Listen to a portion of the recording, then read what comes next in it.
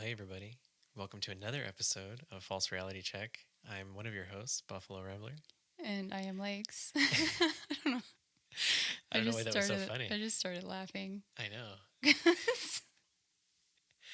Well, today's Sorry. episode is with our friend Chance Garton.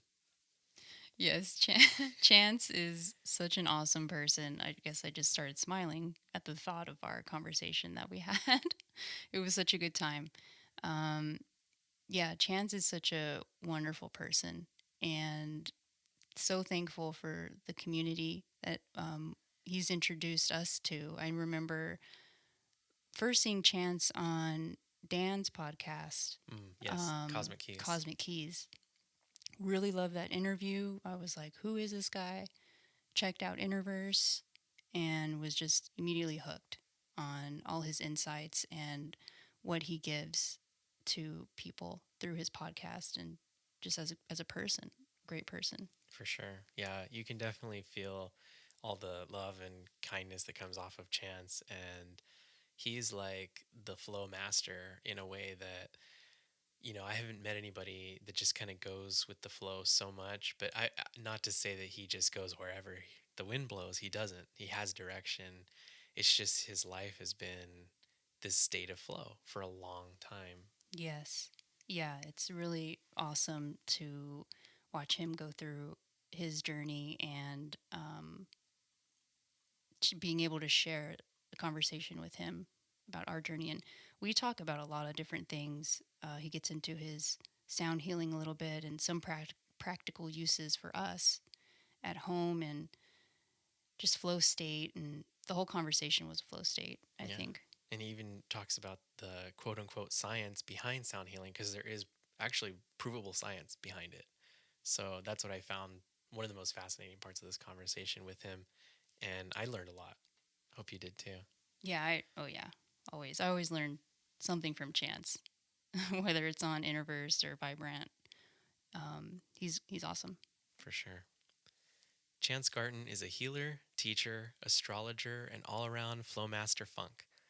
His morning oracle readings have given us synchromystical insights into our present experience and really helped us to ride the flow ourselves. This connection and friendship has really helped anchor us to a community of love and growth. As he hosts two great shows, Innerverse and Vibe Rant, we look forward every week to watching. So please welcome our friend, Chance Garton. Sorry for the little bit of a wait there. No worries. It's all good. It's all good. It's really unprofessional of me. It's all good. No, we're not professionals, so it's okay. Yes, you are. You guys are doing it.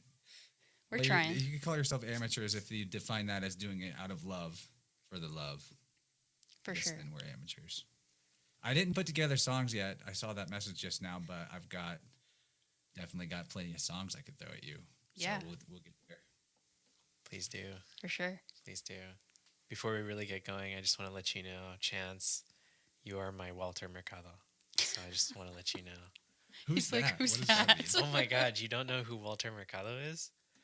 Are you serious? Oh my gosh, he was a very famous Latino astrologer that would go on like Sábado Gigante, and he would go on a lot of the popular like Spanish language channels, and he was very like you're not like him in that he was androgynous. You're clearly not androgynous, but he was very into like the stars and how everything kind of aligns and fate and all the same kind of stuff. And so culturally, I grew up with him, and they just made a documentary about him, I think on Netflix, but we didn't get a chance to see it before we canceled our Netflix. But he's super famous. Like, everybody knows who Walter Mercado is. That's why I was like, oh, you're my Walter Mercado, because my mom grew up with him. I'm growing up with you. That's funny. The Netflix thing, too. I'm proud of you guys for canceling that. Yeah. Yeah, we got a lot of stuff out of our life that just, I don't know, we didn't get any use out of it too much anymore. So we're like, why are we even using it? Or why are we even paying for it, I should say. And why are we contributing to it? Like, we canceled Hulu, too. Yeah. Yeah, we're done. Yeah, I think we should just call Netflix Cutie Flicks from now on, so no one ever forgets about that shit. Exactly. Right. I love that. Yes. Yeah, the whole like Chappelle thing. I don't know what's going on. I haven't been keeping up with it, but I guess there's like drama with Chappelle and people are Oh yeah, I canceling mean over he's just a that. total division agent. Yeah, It's like, oh, we get to feel self righteous because he said all the right things about the left, and then the left gets to be mad because he pooped on their party or whatever. It's just more division. It's all right. when you, all of it is just a controversy factory to create further divides between the people. And anything you see that's divisive, you know exactly what the energy behind that is, whether or not people who are talking about it intend for that. They're playing right into the spell because the illusion is all based on division. The truth is everything's connected. Mm-hmm. That's 100% true. Yeah, I'm seeing that with people, even unfortunately, like in our community, like some people picking sides and saying, "You got to believe in flat Earth," or "You don't got to believe in flat Earth. What's wrong with you?" And it's kind of like, dude, who cares? Like, don't worry about that's not we if we agree on 99% of everything else, what does it matter what shape things are? Who cares? That's not the point. The point is we are all connected, right? Like this whole that's what this whole thing's about. We're connected. We came here to discover that about ourselves and to move and grow accordingly, right? Yeah, of course. Totally, totally. And if we can communicate about it with different perspectives, it's actually to our advantage. But as soon as you turn on somebody's thing and you get a few minutes in and you're like, well, I disagree with them, and you turn it off, maybe there's a time where it's good to turn it off because you don't like the energy you're getting. But if their energy isn't off, but they've got a different idea than you, it's worth listening to because even if you have a perspective that differs, hearing them out will reveal to you your own perspective and you'll feel it and experience your perspective more clearly by looking at what is different between you and them. And there's a lot of good juju in that. But as soon as it's like, oh, they're on the other team, so I'm ruling out everything they say, you'll miss so much of your own true feelings by living life that way. And you'll be just kept in this tiny box of it has to be one way, which is what fear is all about, is restricting outcomes and potentials down to a single. There only can be one Highlander stupid shit where the reality of things is multiplicity. Life is infinite potential. Love recognizes the possibilities and nurtures the possibilities and doesn't restrict. And that's what the magic and the power of letting go is really all about. It's because as soon as you let go, anything can happen. And the unknown is actually where all the treasure is at. For sure. Oh man. Yeah, I'm definitely grown into my own in that in the past I've been yeah, if someone had a different viewpoint than I had, I'd just shut them off. I didn't want to hear it. And that mindset is no healthy way to live at all. I totally agree. And I'm willing to hear the other side for everything. Like I want to hear it all, whether I agree with it or not, because it opens my mind to new things, whether I agree or disagree. At least I got to hear that person's point of view, got to hear them out, and we can discuss it. Simple as that. No drama. But it seems like a lot of people that don't think like I do or have a different viewpoint, just from around people we live around, they're not willing to hear it. They just shut it off. Not saying we're running from that, but it'll be good to be away from it. Well, there's hearing people out who are authentic and they're sharing what they really see and think. And then there's boundaries where you put up the healthy resistance and say no to poison because that's where the black magic is at, is poisoned worldviews. Poisoned worldviews, fear-based reality, us versus them, all of that stuff is actually, that's healthy to put a boundary up between. But if it's like they got a good vibe and they think different than you, that's where there's a lot of gold to mine and see what you really think. But yeah, totally good to just be like, oh, get the hell away from me, poison. That's fine.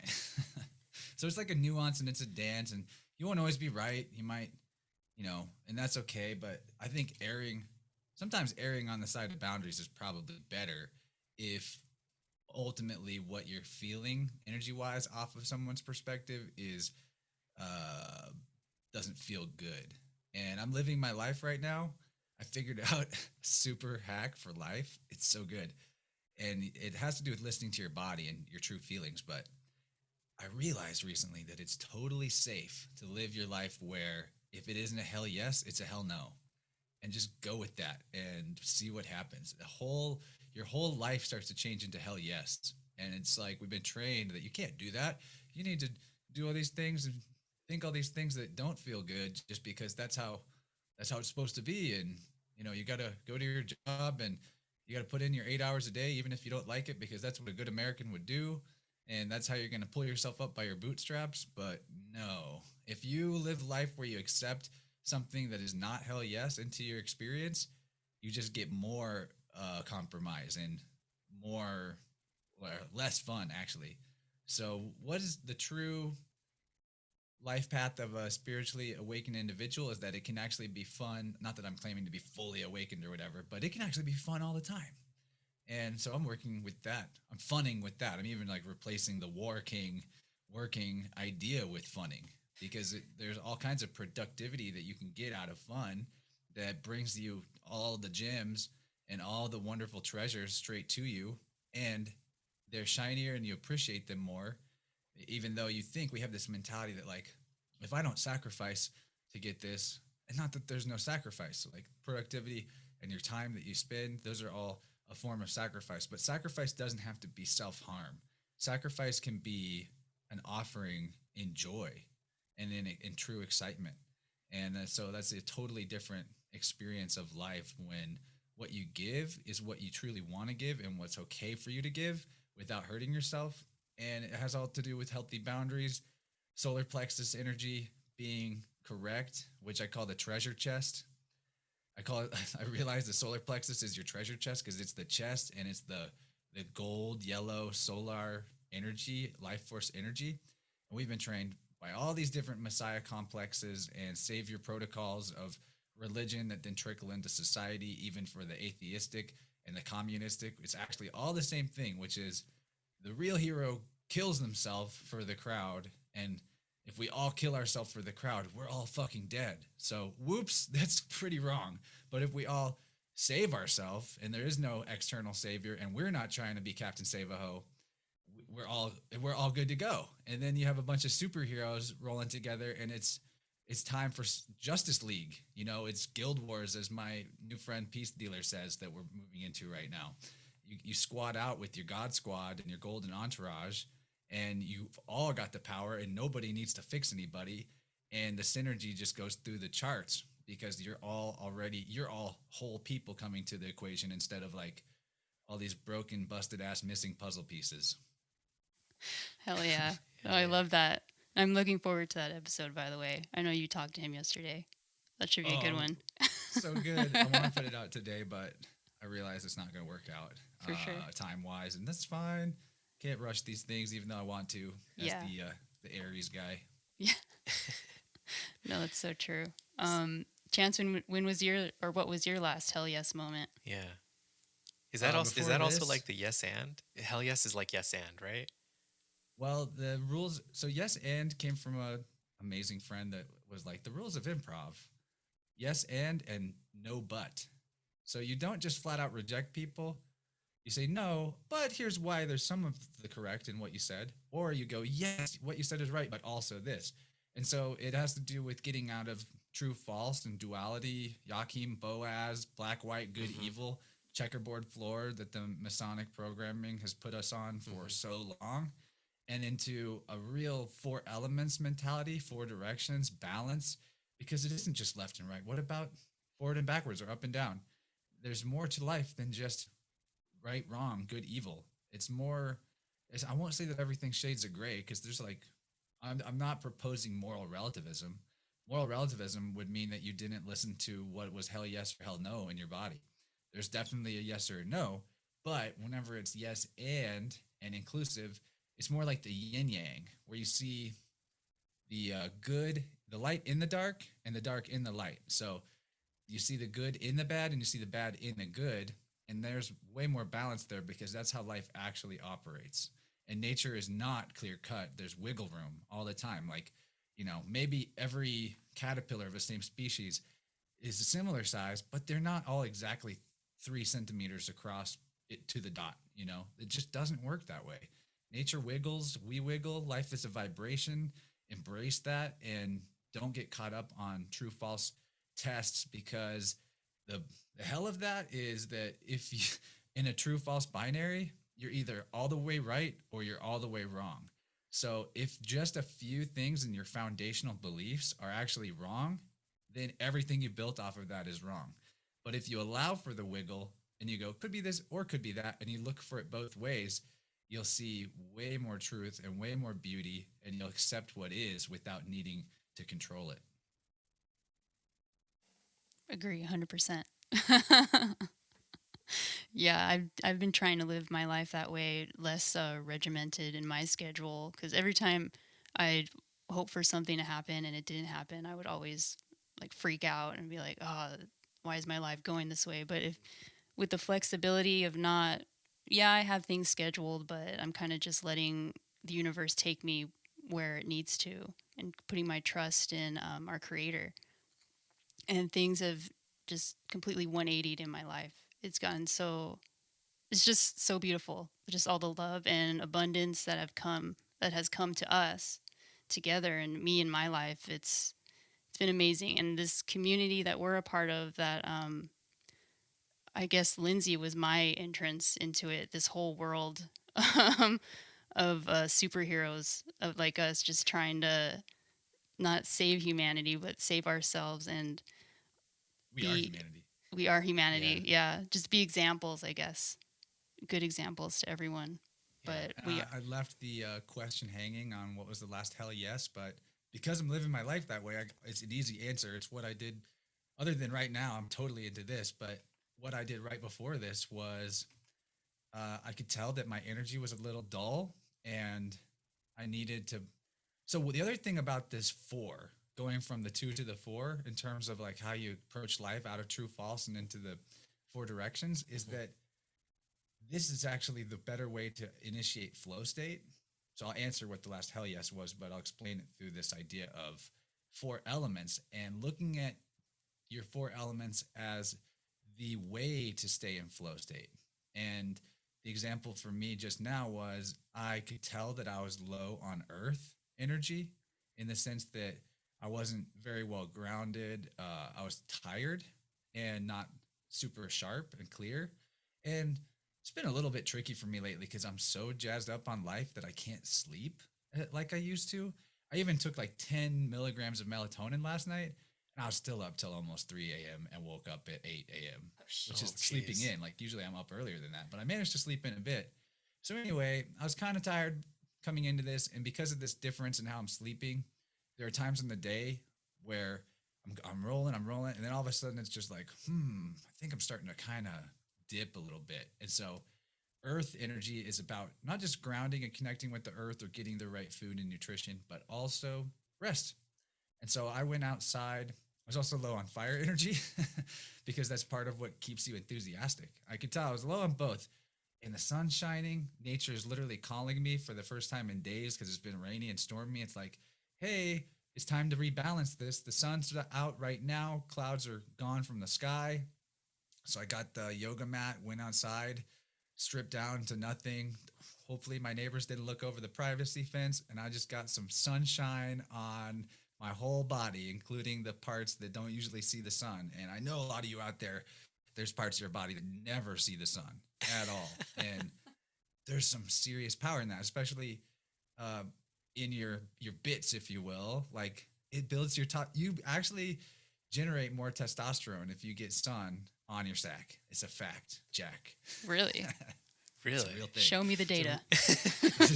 Go try it. You know, like I'm done proving shit to people. Go try it. If it works sure. for you, cool. You Yeah. know, like I think proof is a hilarious outgrowth of this stupid true false paradigm. Yes. And not that it's impossible to prove things or you can't do mathematical proofs and all that. And that's a separate topic. But it was a hell yes for me to go to just stop what I was in the middle of doing, take the 30 minutes I had before this conversation and go lay in the sun, close my eyes, and let the fire and the earth rebalance me because I'd been too much on air and water. In air, like just a lot of communication with people, a lot of thinking things through, and water in the sense of like maybe too much coffee and like a lot of strong emotional experiences in a positive way.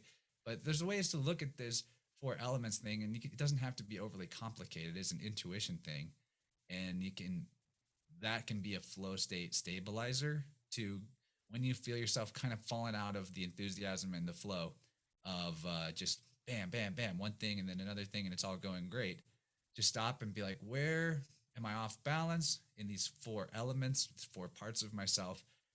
And what could I do right now? And it doesn't have to take very long that would address the imbalance and just watch what happens. I think that it's the real hack. I've been falling off flow state for months now. And part of it I recently realized is because I've been approaching it from four elements. And there's some serious magic in that. I think that's a lesson we're all ready to take on at this time. But when we're in just like it's either good or bad mentality instead of fire, earth, air, water, we're missing a huge key to what keeps us balanced. I dig that. I didn't think it's laying out in the sun and putting your feet on the ground always do make me feel better. I've never tried doing it completely in the buff, but I definitely want to try it now. Do it.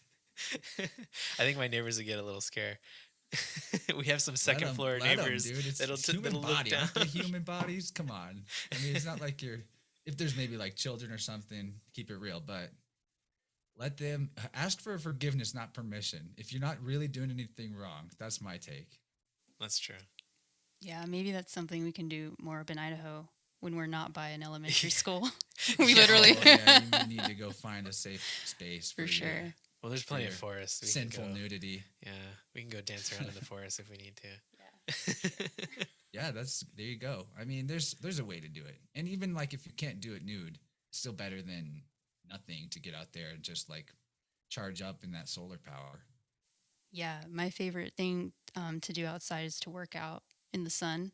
I love that. It gets me so energized, and even though it can be 90 degrees outside, once I get into that flow state, working out in the sun, I just feel this calm, and the heat doesn't even affect me. It's great. Yeah.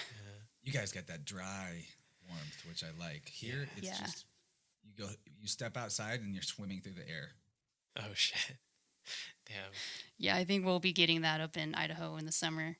The humidity, because we're by a lake, so there's gonna be plenty of humidity in the air for sure. Yeah, you mentioned following your intuition. Something that I have trouble with is, and I don't know if you have trouble, but I know for me, it's trusting your intuition, because a lot of what I've learned, I've realized how I'm wrong on a lot of stuff that I've grown up, just taking at face value and then not really looking into it. And so I have this thing in my head where, how do I trust my intuition now? Because back then my intuition was all messed up. How can I trust it now? So I'm always constantly second guessing myself. Like I'll have a feeling, or I'll have something pushes me towards something, and I feel like going a certain way is the right way, but second guessing myself, is that the right way? Should I really trust myself? Because before I was wrong. Have you overcome that, or do you still like second guess yourself on certain things? I don't know if you can fully get rid of second guessing, but it is a lot like, for me, a multiple choice test where the first thing that pops in your head is probably right. But to answer that, I know these are just like spiritual buzzwords, but intention and intuition go hand in hand. And I know you and I did a little back and forth on the Telegram legs about prayer in the morning. And whatever it is however you pray, or even if you don't call it pray, call it, because that word is kind of jacked up anyway, call it intention setting, if you will, communication. You could just call it communion or communication with the creative, self-existing life force energy that generates all. And that intention setting is where you are deciding to trust yourself and deciding that you're going to be guided and that you know this. And because what you just said is right, Buffalo, that you've got no way to know if what you think is right is coming from a place of like indoctrinated, incorrect belief structures. but you've got a huge leg up on other people that have got false intuition, in the sense that you know that we live in an upside down world and that every day is opposite day. So, because like you guys probably are realizing too that everything they taught us and that we took for granted is correct. It turns out that like the opposite was reality, especially what came from school. But you know all that, so just you can. I think the greatest thing you can give yourself is to trust yourself, and the key is to be radically honest with yourself. So if you do end up feeling that it was off, that your intuition was off, instead of just trying to force it so the ego can be like, I was right, just be honest about it. Great message that came through to me in a recent divination was the only lie in the whole universe is believing that you're not brave enough to be honest. And if you really think about that, that is the root of all deception, is the lie that you're not brave enough to face the truth on its own terms for what it is. And if you set that intention for yourself to, and you know that, and you can trust yourself to be brave, it's great, because no matter what happens, even if you end up making a wrong turn somewhere, no matter where you wind up, there's a trustworthy person there because you're there. And that changes the game. So I would say, like, how old are you guys roughly? 33. 33. Okay, so we probably all have the same Neptune placement. And let's see, it's like Neptune in Capricorn for us. And it's a generational thing. And so Capricorn wants to figure everything out. That's the Saturn, that's the order, it's the sorter, putting things in the sorting. And Neptune's like the mystification and the mystery and the deep waters and the Lord of the Sea and all of that. So the Lord of the Sea means that energy is the part of you that sees all. But because it's also the mist and the mystery, it's like there's an obscuration between you and what you know. And this is a description of how your unconscious is actually the all-knowing part of yourself. This the part of you that knows everything you've ever learned and ever experienced, and it's in the database, if you will. But because we've got this Capricorn placement for Neptune, that it's like we want to know why we know and how we know, and prove it, damn it, and give me the chain of logic and evidence for why this intuition is correct, or this psychic sense is correct. And so a big lesson for us to take action on in our generation, and it's really important too, because there's a lot about our generation astrologically is important, and if we don't hero up, then it's going to be a while before we get a shot as humanity to flip the board on this stupid game of Monopoly. So trust that the sense that you get and the impression you get on things, and just go with it, because you know who you are, you know what your intention is, and you know that the deepest part of yourself is always going to be in alignment with your true nature and your desire to be good, and that you are good. And if you come from the creative, self-existing life force energy that generates all, then what you are is good naturally. Trust that. And that if you do make a mistake or a misinterpretation, trust yourself that you'll correct it, and just go with it, and you'll be surprised. And for me, doing sound healing for people and the aura technician work I get in there with the tuning forks, and that has been a really big help for me to trust the impressions I get, because my mind might even be kind of wandering while I'm in there and doing the work. And then all of a sudden I'll just be like, oh, I think this is, I think it's sticky here. And there's no like physical force of how I could say why it's sticky. Sometimes maybe there's a tone thing going on, but it's just like, it just pops in my head, the idea of like, maybe this is a spot, and what does this spot mean? So I just take note of it, and I take all these notes down. And then after the session, I'm like, okay, the dissonance in your field was here, here, and here. And then I tell them the energetic life story of their experience. And like at this age, maybe like you had food insecurity. And at this stage, your dad left the picture or stopped being a provider. And then this and this. And they'll just be like, that is all exactly right. And even the right ages. And I'll be like, I don't know why I know that, but I just went with the answers that popped in my head when they popped in my head and trusted it. And sometimes those answers don't come through as clear, but because of the process and the intention behind the process, and the fact that I always ask higher self to guide the process for me and the other person. It's like I'm just the instrument for something else when I'm in there doing this technician work, and I don't need to make sure that it goes well. I already gave that up and surrendered that to the greatest good, and that which, that which puts us all in alignment and in synchronicity all the time, which is life force energy, the part of existence that is truly one. So just go with it. Like, that's what I think. Just go with it. Whatever pops up, go with it. It's safe to do that because you know who you are. Even the bad guys do that. Even Team Dark does that. And they are a lot less worried about whether or not they fuck somebody up. They're actually kind of like hoping to fuck somebody up sometimes. So, you want to help. You're here to help. You will help. Do your thing. Oh man, that's so cool. Yeah, the sound healing session that we did with you for One Day of Brightness, we went into that like no, I don't know, I wasn't really expecting anything or. Yeah, I had no It expectations. was a first experience for us. I didn't know what to expect, and you were remote, so it's kind of I was kind of like, oh, how is this gonna work?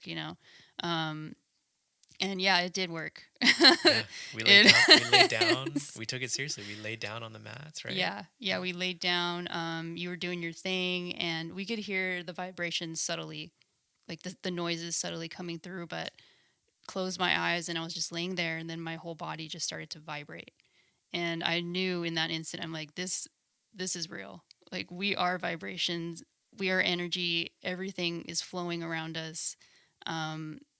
I kind of mentioned nothing is separate. Distance is an illusion. Exactly. It's amazing. It was as if you were there in that room with us, healing us. You were. Yeah, you were. Yeah, and I didn't even mention. I mentioned to you after, but I was having like toe problems, and I felt like my big toes just start vibrating. And the next day, I didn't think anything of it, and the next day, I was just completely whatever issue I was having was gone. The little pains I would get now and then, it was gone, and I was just like, this is incredible. Yeah, I had the same thing with my rib because I broke my ribs like a while back in a bicycle accident, and they always say like when your ribs are broken, they never fully come back, and they can dislocate every once in a while. And so I think I laughed too hard like a couple of days prior to that, and I really hurt my ribs. No such thing. and yeah, I was having like pain on the side, and after the session, the pain was gone, and I wasn't the only person who mentioned it because somebody, I think in the chat, I think it was Kaylee, she said, does anybody else feel that in their rib? Did they feel that too? And I was like, oh my God, I did too. Holy crap. Like we were connecting on that. It wasn't on the left side. I think so. Yeah. There's also liver stuff going on there too. So, you're supporting, feeling that there was also supporting you on some detoxification that needed support. The field, it has these really interesting interconnectivity points, and the liver flows up to a left side of the rib cage and to the left of the heart, and it zigzags over to the right side of the head. It's a very interesting channel. Wow. Oh, wow. What brought you to that path of sound healing? Like, where did you begin? I'm glad you asked. There could be more than one answer to that question, but first of all, thank you for that reflection of the effectiveness of the session. I am definitely in the place of totally trusting that it's a real thing and it works super well. Yeah, it does. And, you said it was like I was in the room healing you, but the truth is I just asked your higher self and your whole team of, your spirit squad that is cheering you on and giving you all the aid and setting you up for synchronicity. I asked them to do everything. I just put some tones into the field, and then they are the ones, I say they, but like that part of our expanded full self is what took charge and made sure this went there for you, but this went there for you. And I'm just like this vessel for those energies. I'm not even the controller or the healer. I don't look at it that way. But I know that there's an art to it. And so some of it is like the setup that I've come up with and how I use crystals to enhance my belief and the aesthetic experience for myself of how it looks and feels. And so, of course, I'm bringing my own spin to it, and that's part of what makes me good at it as the medium or the channel. But where I got into it, we could go all the way back to like 2013 when I first started getting into energy work and energy healing. It all started with selenite crystals. I Nice. I had a cool thing happen. I was at a music festival and there was I'm on Shakedown Street. There's all these vendors and I walk into one with a bunch of crystals and I was like, wow, I hadn't really been around crystals before. I was normie Chance at that time, and coming out of normie and like seeing an expanded vision of who I was. What was weird was at that time, it was some psychedelic plant medicine experiences that like put me on fast forward temporarily, where this version of me was who I was for like almost a year. And it was bizarre because like I literally like knew all the stuff that I have spent years since then researching and building. But back then for a time, I just knew it all. Like I was, not that I knew everything, but like I was this me early. And then I had to like go back down and build some foundations and get in the dirt and plant seeds and put it all together so I knew where it all was and where it came from and all that. But getting into crystals, feel like I went into this crystal booth and I asked like, what is it's okay if I like do some stories, some fun stories. Yeah, please. Chance, do whatever you want. Yeah. Okay. I went in and I was like, so I don't know what possessed me to ask this question. I was like, so what do you have that's not on display, like in the back? Yeah. And this is a fun thing you can do is ask shops this, and you don't know what you're going to find. The animal medicine deck that I have that I use for the morning oracle reads I do, that's how I got that. It was some Nice. used deck from the 90s in a Ziploc bag that they had in the back office at the metaphysical bookstore in my shop. And I was like, what do you got that you don't show everyone? And they're like, well, we got this old used deck. It's kind of, a little beat up. And I was like, it's got lightning bolts on the back. I want that. That's Nice. awesome. So I'll get to the sound healing stuff eventually if you're okay with long story time. But It's all good. Please take your time. Yeah. Yes. so this vendor brought out a box of wands, leather wrapped handles with selenite crystal. This is not one of them, but they had like a leather wrapped handle and feathers coming off of it. And I was like, that's so cool. And she told me that some medicine man in Colorado had out of the blue messaged her online and said, hey, I feel called by spirit to let you know that this box of wands that I made is supposed to go to you. And she didn't even know this guy. And she was like, well, I can't pay you for it, so I'm sorry. And he's like, well, whatever. It's supposed to go to you. So what's your address? And he just shipped them to her. Oh my And gosh. she didn't So want to cool. sell them because they had been received that way. And so she just was holding on to them in the back. And I was like, I need one of those.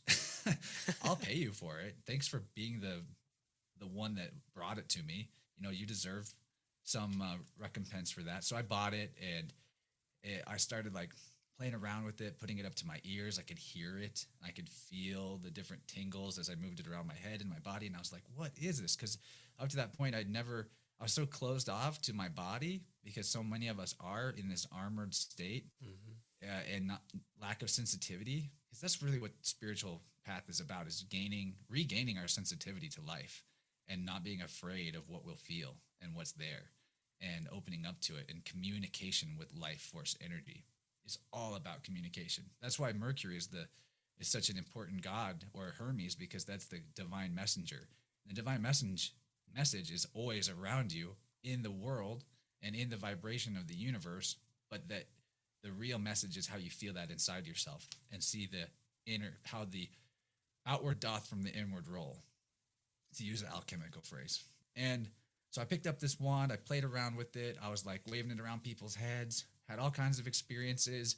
People were telling me that it made them feel better. I was like figuring out how to bring people back from K-holes and bad trips and all kinds of shit, where it was like, this is what I mean. Like I had these skills that I've developed now on purpose consciously, but back then I just knew how to do shit. And I swear that these things were telling me stuff. The more I played with it, I would get the message right then of what to do right then. And I picked up all kinds of techniques that way without reading a book or anything, just experientially. And I think it's like unlocking stuff that I've done before in previous lives and just remembering who I am. And so this is why I wanted to get like long story time in, because I like long story time. There's a funny story in here. I've told on other shows, but it's so funny. I want you guys to hear it. Right. Yes. A year later, I had this same first wand, and I had so much good times with it. And I wanted to let it go though and give it away to someone else that was the right person so they could maybe have experiences like this. Because my thinking was, if I release this, then what I'll do is make my own wand, like a Jedi builds his own lightsaber. And so I was at a big music festival called Wakarusa in Northwest Arkansas on Mulberry Mountain, and I met this guy who had a full back tattoo of Alex Gray art. Like his whole back was Alex Gray, high Whoa. detail. That is so cool. That's awesome. Yeah, it was really cool. And we were watching Big Gigantic. I really love Big Gigantic, and at the main stage, and he was like, "Hey, can I hold that?" And I was like, "Oh, sure." And I handed him the wand, and I'm just like vibing with the music and getting into it. And I look back over at him, and he's removed. Speaking of nudity, he'd removed all his clothes. In the middle of this huge crowd, thousands of people, and he was laying on the ground, completely naked, with the selenite crystal on his chest. I looked down and I was like, "Yo, homie, I'm not mad at you. What you're doing, I get it, but you might attract aggro from security or somebody because you got no clothes on. So maybe put at least cover your junk." And he's like, "Oh, okay, yeah, you're right." And he just like snapped out of this trance he was in. Oh my god. And I was like, "So this is the guy. He should have this wand." And I gave it to him. And later, this was like, I don't know, 20 plus thousand people at this festival, really big. I think maybe I'm getting that number wrong. You know how numbers are. And later, a friend came up to me way later in the night and was like, "Hey, I met somebody and I had this experience that made me think of you." And I was like, "Oh, really? Cool." And she goes, "Yeah, a guy had a crystal like the one that you carry around all the time. And he was showing it to me. And while he was showing it to me, he handed it to me and we dropped it and it fell on the ground and a piece chipped off of it. And he gave it to me." And I was like, I already knew. I was like, "Did he have an Alex Gray tattoo on his back?" And she was like, "What? How did you know that?" So somewhere out in the middle of the festival grounds, because I was doing solo stuff. I wasn't with the group or with this friend at all. We were all separate. And she was like, "I wanted to give you this because it reminded me of you." So she gave me this shard. I still have the shard Oh man. of Nice. the original crystal. And I was like, "This is it. This is the proof that when you let go of something you love, if it's true, it will never leave you. It'll come back to you in a different Yeah. form." So I got that, and that was a great message. And I continued on this path of energy work and learning how to do Reiki, and eventually like teaching myself Reiki by working with these type of crystals. And eventually it got to the point where like I can generate the energy and what this does as far as like cleansing and clearing and bringing transmitting light. This type of crystal, because they use fiber optic cables. Actually, the innards of those cables are based off of this crystal. Like if you Mm. shine a I didn't laser know that. through one end of it, it will come out the other side in a perfect dot with no distortion. It is Wow. perfect transmitter of light with no interruption. It's pretty amazing. Wow, we So didn't. anyway, I like got to the point where I could do that without the crystal, although I still like to use them, but it's like it's part of me. And so when it came to learning sound healing, a lot of that technique and feeling came with me to the practice. And where I found out about it was from Eileen Day McCusick, an amazing researcher in the field and author.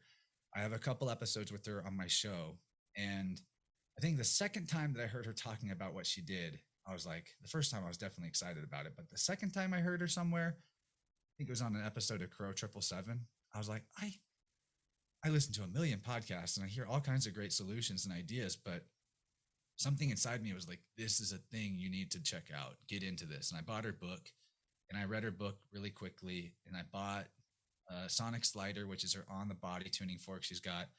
It immediately within a few days, I was able to heal a shoulder injury that was months and months old, like from rock climbing that I could not get rid of. And I had to quit climbing because of it. And I couldn't lift my arm higher than this. And there's a huge issue, this injury that would not go away persistently.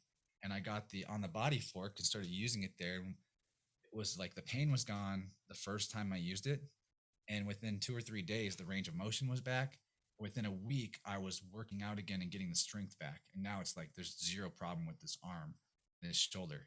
That's from the on the body fork, the slider, which I don't have with me to show you what it looks like, but I recommend that one for working on yourself because it's got a and it's weighted on the end, so you don't hear it as much, but you can transmit the vibration straight into your body with the one end of it vibrates and the other end you touch to yourself and you feel it vibrating on your skin, and especially if you do like bone conductivity. So that was where I started. And then I got a set of non-weighted normal tuning forks, just not that different than what you'd use to tune like a piano, and started experimenting on some friends, inviting them over, putting them on the massage table, seeing if I could hear. And we can talk more about like the process if that's interesting. We can talk Yeah, about Yeah. that's anything. super interesting. Yeah, But I guess one of my questions is it mostly the vibration that does the healing, or the sound, or a combination of both? Because you said you put the fork to your skin and it's the vibration that does the healing for the body fork, I guess. so our bodies are like largely crystal. Our bones are crystal. The water in our bodies is actually not a liquid state of matter. It's like a mixture. It's like a in between state between plasma and water, or plasma and liquid. The cell, water in the cells, Hmm. and so with anything that's got a crystalline structure molecularly, where it's this uniform lattice of self-similar pattern, when it is squeezed or vibrated, it creates piezoelectricity, is what it's called. That's actually why quartz crystals are used in a watch, because the striking of that quartz, or the gentle pressure on that quartz, keeps the charge steady and nonstop going, that powers the watch at an exact rate that's consistent.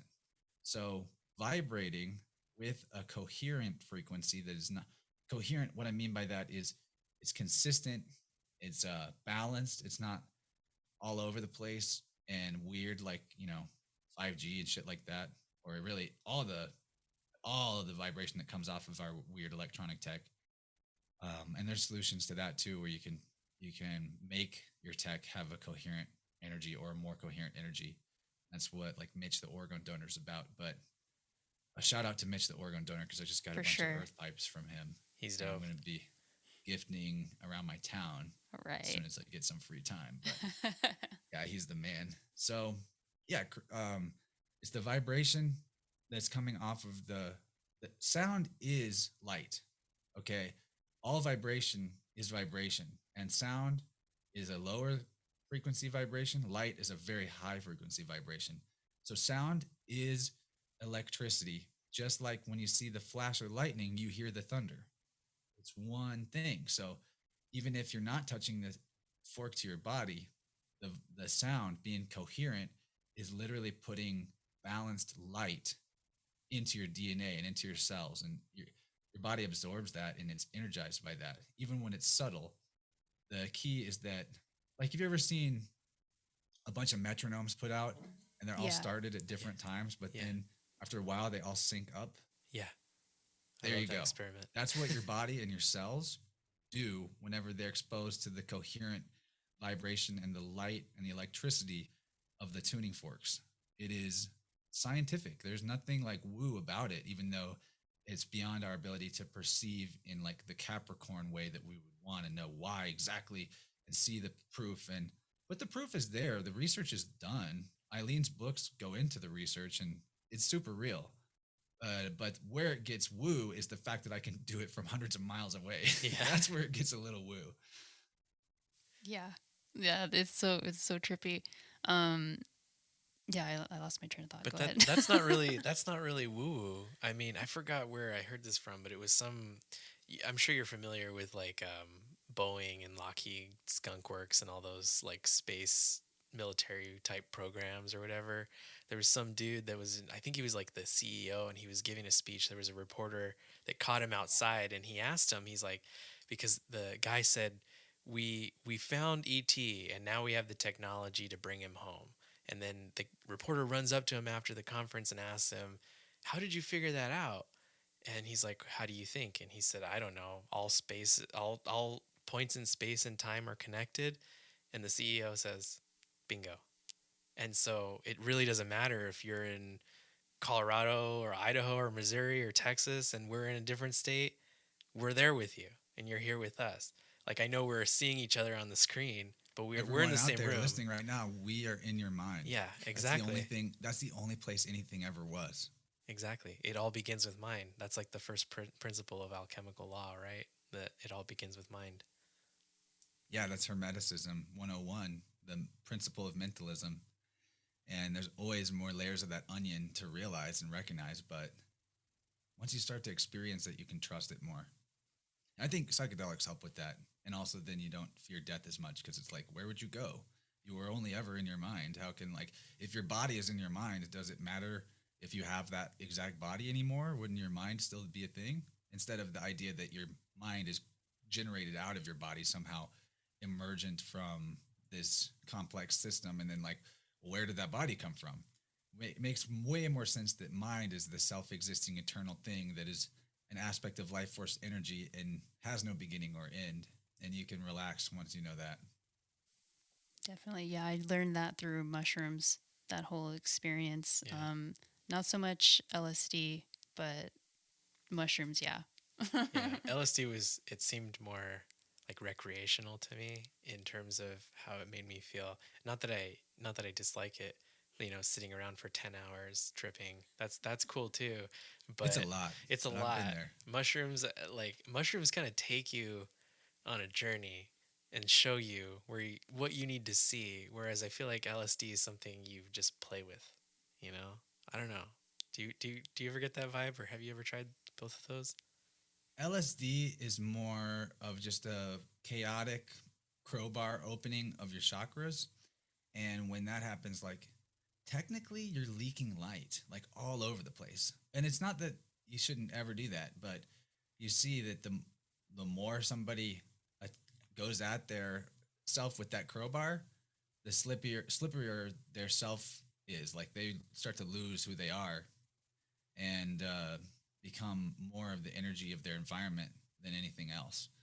And that's dangerous. But with mushrooms, it's different for different times and different people, and it's adaptogenic, and there's an intelligence to it that's, I think, superior than going into the LSD realm. I'm not saying never do it, but the whole issue that is being addressed with biofield tuning, or that's what Eileen calls it. I don't want to, like, steal her trademark name, but I call it Aratech, like Ara technician work is kind of what I've been calling it lately, is that the real problem is the holes, the Swiss cheese nature of your field and your boundaries, and there's a plasma membrane sheath that is like the shell of your egg as a living container of life force energy, and trauma and various forms of vampiristic external attack, and which is always a reflection of poor boundaries within and self vampirism. That puts these holes in the membrane where you're leaking light. And when you're leaking light, I call that going down the memory hole. You lose parts of yourself. As they say, it's the memory hole, but the hole is in your field, and your memory is contained in your aura. There is no part of your brain where you can look for the exact cluster of cells that are the filing cabinet that stores the information of who you are in your memory. It's all part of your field. And so the stronger the cohesion of your field and the boundary of your plasma membrane sheath, the more of yourself that you can hold at once, and the more aspects of your memory are strong and accessible. And like, when somebody's got these holes for too long and they're self-inflicting all these damages to themselves and, like, going too hard on drugs nonstop and leaking light, you'll see that, especially after the Saturn return part of life, you get a little bit of a free pass until Saturn comes all the way around. And then it's just like, hey, bitch, I've been in every house. I know all your stuff, and you need to get it together. But if you do get it together and you've disciplined each of these 12 houses in yourself, and Saturn comes back around, he's like, all right, I'm gonna give you the promotion now. You can have the keys to the car. And that's your health getting stronger. And, like, people can start aging backwards when they get into their 30s if they've really understood this discipline and taking care of themselves and having proper boundaries. Because Saturn is the lord of the box, is the cube. And that's all, like, super negative in a lot of conspiracy research, and, like, the black cube, and but really, we need containers, if everything that was inside containers was then outside of them, it would be a mess. Containers are good. And in the same sense, like if you are not a healthy container for your own light and life force energy and it's leaking out, then you will see, just like in the Star Wars video game, where if you're a dark side character, you start getting more fucked up the more evil stuff you do, and the face is like all cracking and your eyes are black. And yeah, in real life, what you see is people that get aged and they're not taking care of themselves properly. They get uglier and uglier. And I don't care if people get mad at me for saying this, but I don't trust really ugly people, especially the older they are. Come at me. I know why you look like that. And it's an inner beauty reflecting, or a lack of inner beauty, a lack of inner wholeness reflecting on the external. You don't have to have like the exact supermodel looks. It's your energy though. And so like you see the old guys where, especially in the politicians and shit, like, you know, the rapey Hollywood producers and whatnot, and their nose is just like dripping out, and their earlobes are like stretching and stretching. Yeah. And they're just warping. Very goblin-like. Exactly. They're leaking. That is an expression in their physical body of how their biofield is constantly leaking light because they're so riddled with parasites, and they themselves are a parasite. Does that make sense? And Yeah, so like for then sure. you see, like I met this dude Martin at the festival I went to last weekend. He came from Iowa to like look for me, and he's not just to look for me, but to have a good time. But he knew I was coming, and that's what he wanted to meet me. And dude, he's 59, and he was telling me about playing rugby earlier in the week, and he's played rugby for 40 years, and he had stronger vitality and vigor than a lot of the 25-year-olds at the event. And he was jacked, and his face looked youthful, and he was just like excited, and there was nothing. It was all tight, like everything was tight, but he was loose at the same time. He had this great energy and super exuberant, super awesome guy. And that's the proof of what I'm talking about. Is he does the type of self-work that we all talk about in these circles, and he's been on it for a long time. And he's the living example of how whenever you are a proper vessel for the light and a secure vessel for the light, that you get more beautiful the older you get. You become more of an angel being, and you ascend and ascend, and there's no end to that potential journey. Just like, you know, behold, I saw the ladder going up and down. This life is chutes and ladders. You climb the ladder or you ride the slide, and the slide's fun, like wee, but eventually when you bottom out and you're just like, shit, fuck, there's the mountain. Got to get back up there. And anyway, I'll stop on this rant, but I think you get me about the ugly thing. I'm not hating. Like, it doesn't mean I don't have love for you, but I ain't trusting you with important stuff if you look like a damn goblin. I'm sorry. Yeah. Get away from me, ghoul. That's so true. Oh my god. Age is just a number, I think. It's actually a word. It's not even a number. Age is a word. Yeah. I'm just saying. That's true. Got me. It's a joke. It's a joke. I know. That was like a dad joke. That was like a dad know. joke there. I like to laugh. I like to dad joke. I love it. I love it. Oh man, Chance, what kind of tuning fork would you recommend for like at home use to tune? I guess to prevent our aura from leaking. The on the body one. I do think the on the body one is the way to go. It's called the Sonic Slider. You can get it at the Biofield Tuning Store. There are other weighted tuning forks out there, but I just know that one one's great. It is frequency-wise, it is the 12th harmonic of the Schumann resonance. I know the Schumann resonance is all over the place lately, but at a certain point before we started getting into like crazy ascension vibes, there was a pretty consistent average of the Schumann resonance. And so it's that times 12 is what you get. I think it's 93.96 cycles per second for the sonic slider. And 93 is a mystical number in and of itself. So I like that one. And anyway, that's what I would say is the starter, because you're going to want to work on yourself. And if you think maybe you want to work on other people, cool to get the other type of forks. And you just do stuff for yourself with the non-weighted forks, just the sound, no doubt. But I don't think you can go wrong, because the whole reason why a tuning fork is because it makes a consistent, coherent, same frequency until the vibration runs out. And that's the thing that your body is syncing with. And I know that there's I use solfeggio currently. There's also solar harmonic type of tuning forks. So solfeggio, that's in the 147, 258, 369. Basically, it's in these clusters where the ones, the fours, and the sevens go together. We can talk about why that is. The 369 goes together, or 963, in any order. And the 2, 5, and 8 go together. That's solfeggio. 435 one of them? Or am 435? Yes, or I'm thinking of something else. Maybe 432. 432. 32. Yeah, 432. There you go. So yeah. that is the A note that matches with the natural sort of scale, chromatic scale of the chakra system and the earth. And so solfeggio is not musical.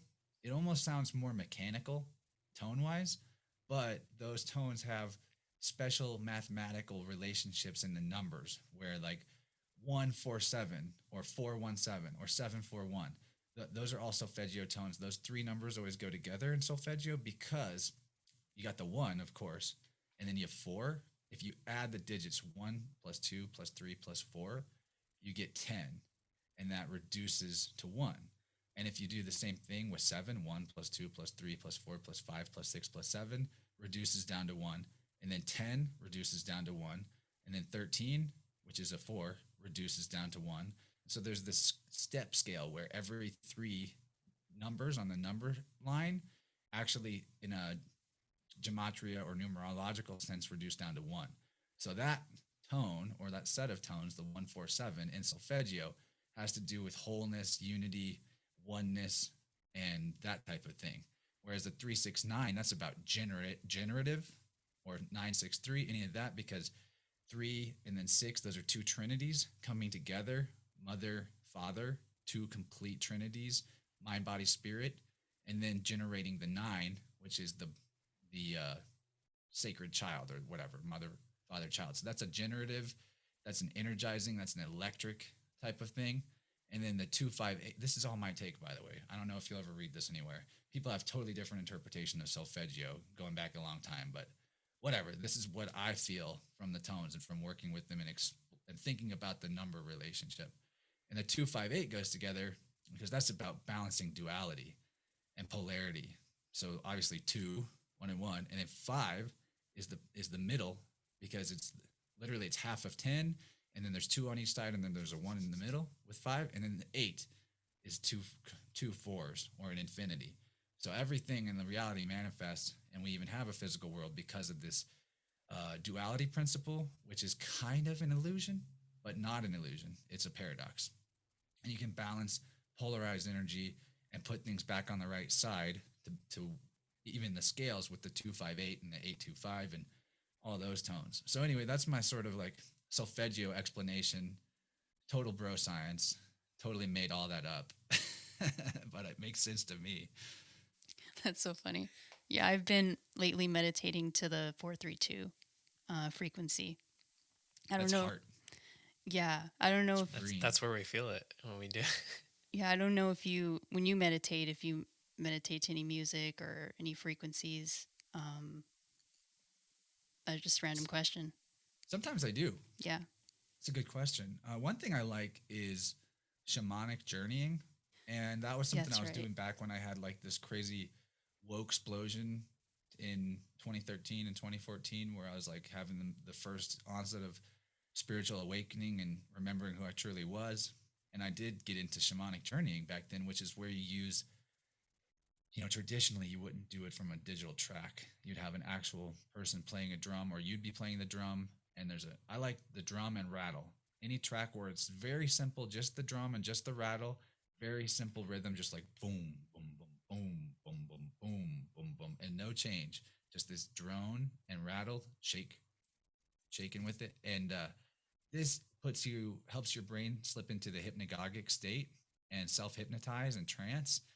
And then with shamanic journeying, the goal is like you can just meditate to that and it'll help open you up to the third eye experiences and bring things to you. But with shamanic journeying, like there's more to it than this, but to just give you, everyone out there listening, maybe a place to jump off from or a way to experiment, is that it's not quite like astral travel. You're not leaving your body. And I don't even recommend that for beginners. I mean, I can't even do that on purpose, although I've done it before spontaneously. That's a little, It's like make sure you lock the car before you leave it in the bad neighborhood, potentially, if you're getting all the way out of the car. Going within is different. And with shamanic journeying, the goal is that you listen to this track or you are there with the real drum and the real rattle. You go into the meditative state. You let your brain slip into hypnagogic trance. I think that's like theta, right? Theta waves. Theta waves. And from there, you will visualize on purpose, start to intentionally visualize some kind of a mechanism of going up or down. And so you can go into the shamanic conception of the universe is that there's our world and then there's an underworld or a lower world. And that's more like the pure nature, divine feminine, the roots and the soil of all things. And then there's a heavenly realm above. And that's like the angelic, and there are these crystal cities and all kinds of cool shit. What you do is maybe it's a ladder or maybe it's a tree, but you go somewhere that has access. They call it, it's an access point, but in shamanism, they call it an axis mundi, which is kind of like on this cosmic egg conception. There's the spine of the world. I don't know if you guys caught Vibe Rant where I talked about that. Yeah, blew my mind. That blew my mind. I really think that's how the universe is. That's it looks. It makes sense. It makes sense. Feels right to me. Right. I don't know. It's like at least esoterically, the cosmic egg is correct. It doesn't have to be literal. I mean, what's literal? Yeah. It's all in our heads anyway. But so you find the axis mundi, however you want to visualize it. Could be a rope, could be a ladder, could be climbing a tree or going down and digging through the roots. And you visualize yourself going up or going down, depending on which realm you want to contact. And you on purpose focus on this visualization. You're digging the tunnel, you're going down the ladder, whatever it is. And then at a point, it'll spontaneously be like, you're there. And you'll know when you're there. Maybe it won't take very long, especially if you practice this a lot. Maybe you'll be climbing for a long time and just working on that visualization muscle. But when you get there, the key is that you stop trying to control the visualization and flow with it, which is tricky because you're going to see things and you're going to want to interpret it.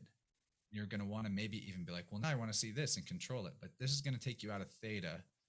So it's like this really fine line where, just like in the yin yang, there's the lineman between the light and the dark. That's where you want to be. You're right in between perceiving it and interpreting it, and kind of just right in the middle between both things. And so you can run into, like, if you set an intention for what you want to contact, that will actually help, and you'll be able to. So like maybe you go into the lower world in the nature realm and you want to be like, where's my spirit animals at? Show me some spirit animals. And you, like, for me, when the first time I did that, I wound up in this like field of tall grass and there was a monkey there, and I was like, sweet, look at this monkey. And I followed it through the grass, and it's very like psychedelic. Once you get there and you're in this hypnagogia, it's like a waking dream. You know you're in your body. You know you're listening to the drum, but you're also seeing this vision unfold in front of you, and you're following it and you're going with it. And it will like, if there is a being that shows up, part of it that you can control is ask it questions and then just see what pops into your head. And exactly what pops in your head, that's the guide answering you. And so this is shamanic journey work. There's definitely more to it than this, and there's something to explore and figure out how it works best for you. But this is like advanced level meditation where you're no longer just trying to sit there and make sure you get some air and raw dog in the oxygen, which is good. Do that type of meditation too. But if you're ever like, what are my spirit guides? What's my spirit animal? What would source want to tell me if I could actually get clear and communicate with the other side? What you actually can, and this is a skill humanity has always had, a superpower we've always had, but they don't teach you this in elementary school, I guess. To get to that level, would you say your third eye has to be pretty decalcified, I guess? Like, how do you even... No, fuck that. whatever that means. Your body is in your mind, guys. Yeah. I'm not saying you guys are dumb. I just want everyone to know, like, don't worry about, like, do the things for your health. Make the right moves for your health. Don't worry about how calcified your third eye is. Maybe it's supposed to be a crystal. Maybe. True. Like, maybe that's all just like a toxic worldview they're throwing out there to make you believe that you don't have the ability to see within. Guess what? You do.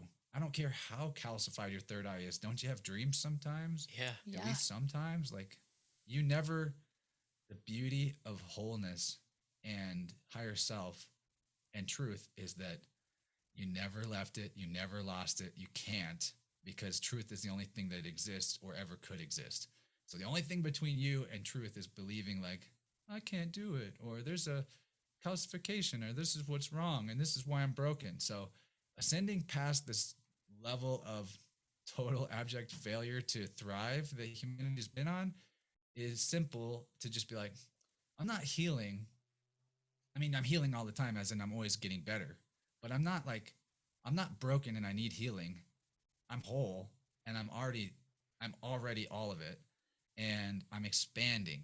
So it's like, move from the I need healing and I need fixing mentality to I'm expanding and I'm already healed, and I'm just an embodiment of the energy of healing rather than like a needer of the energy of healing. Okay. Yeah. No, I hear you.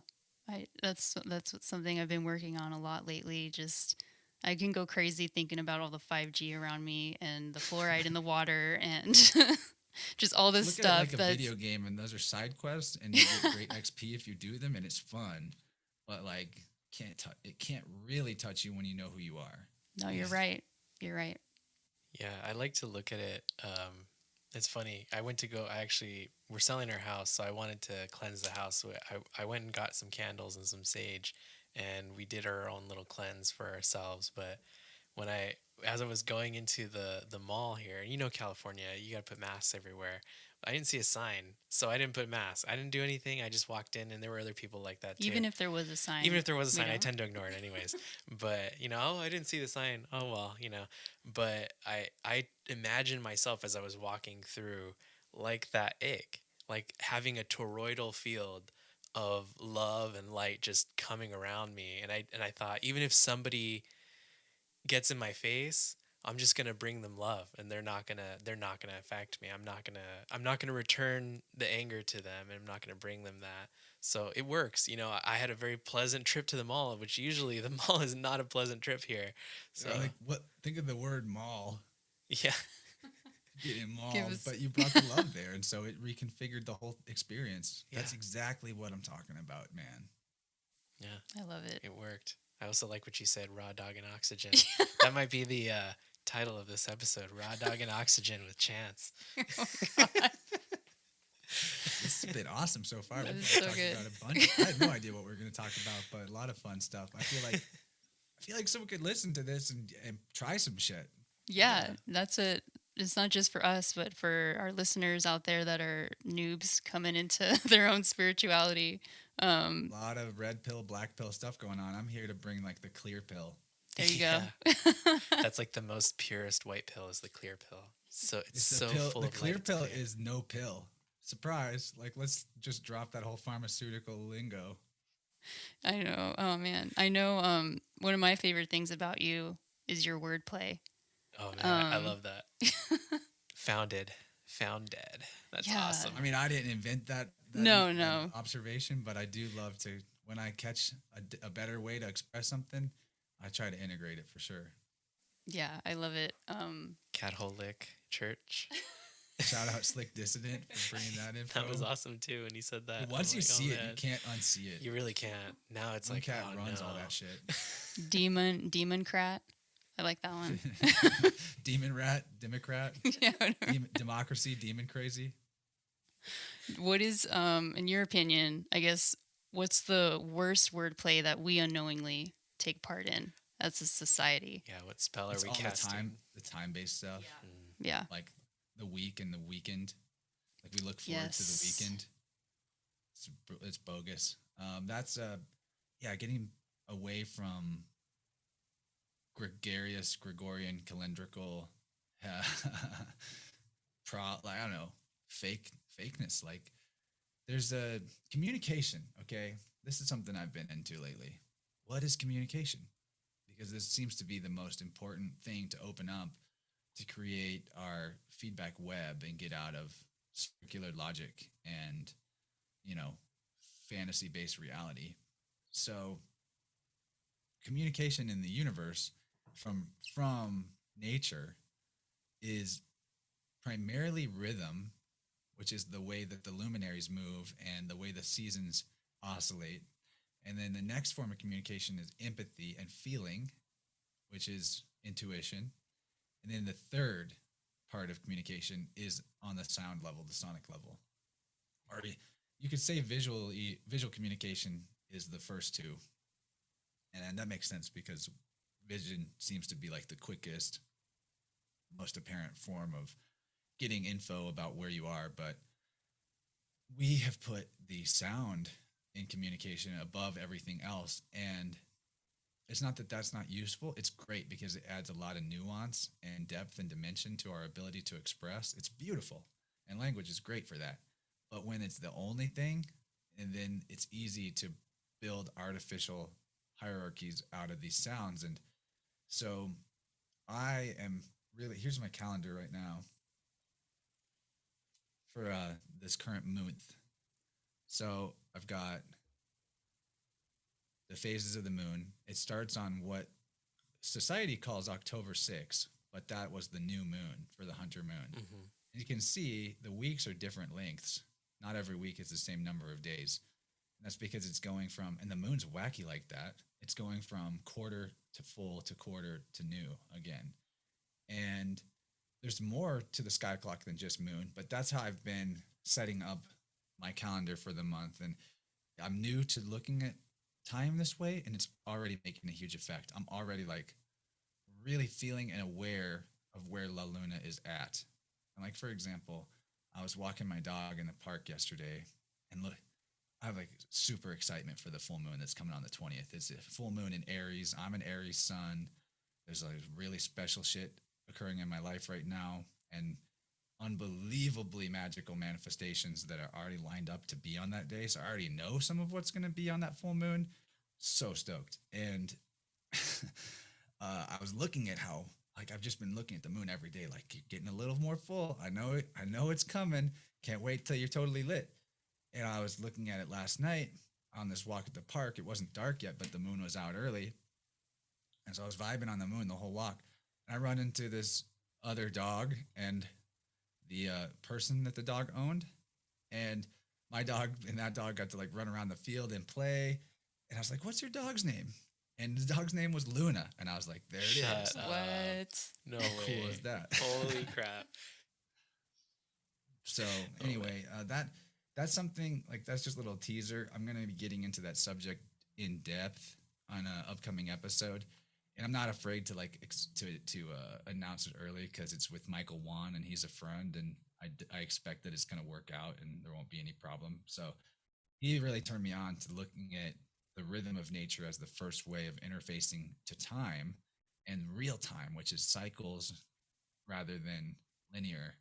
And so recommend everybody sketch out their own month to month calendar. Just start with the upcoming month, do it a little early, and you still sync with people in matrix time by putting the number that it is or whatever. You can do both, but the key is, instead of like looking at the Catholic Vatican calendar as your primary, you look at moon as your first thing.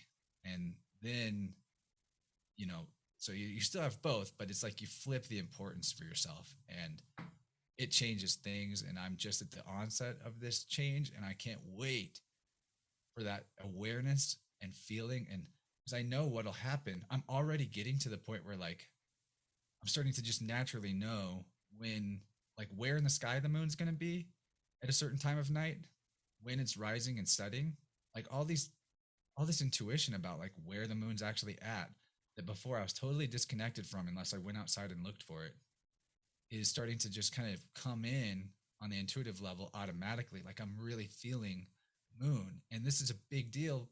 And I think a huge part of getting out of true, false, good, bad, you know, all of that, because in that Joachim Boaz bullshit, the moon is the evil one, the dark one, you know, and that's like Eve is the evil and the female is the corrupter and the fall. And I know we're winning because I think you guys feel it too. That when we came into the equinox, this Libra season, every year before this, I felt the dip and the decline begin for real at that Yes. time. Yeah. Yeah. And I'm going up, and we're in the fall. What is this? It's not a fall at all. Yeah.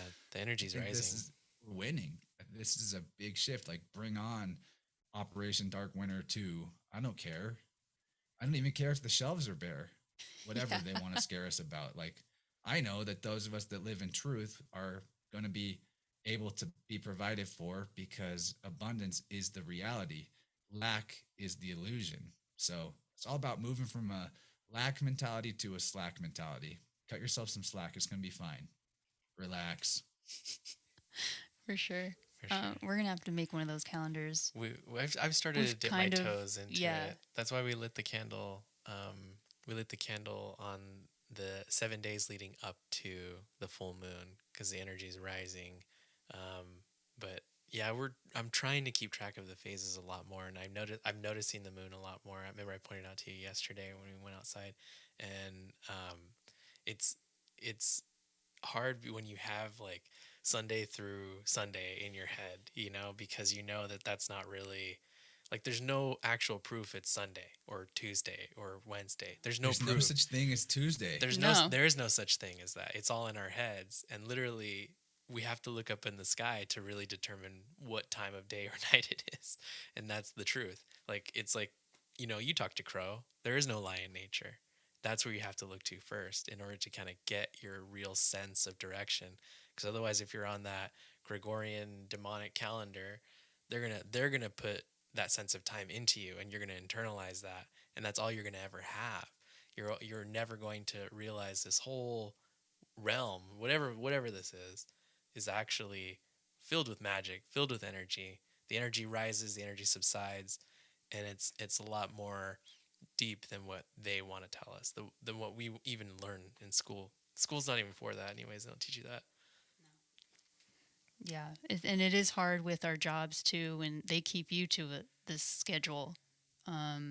So trying to get away from that it's tough, but Yeah. Mainly the belief that it's going to be all this friction if you pull away. But if you're valuable to them, whoever they are, and you set your boundaries healthy, instead of being like, oh, I'm so sorry I was late, you're just like, I'll be there when I'm there. You want me to work for you or not? yeah, Just see not that you're a dick about it, but just see what happens. And Yeah.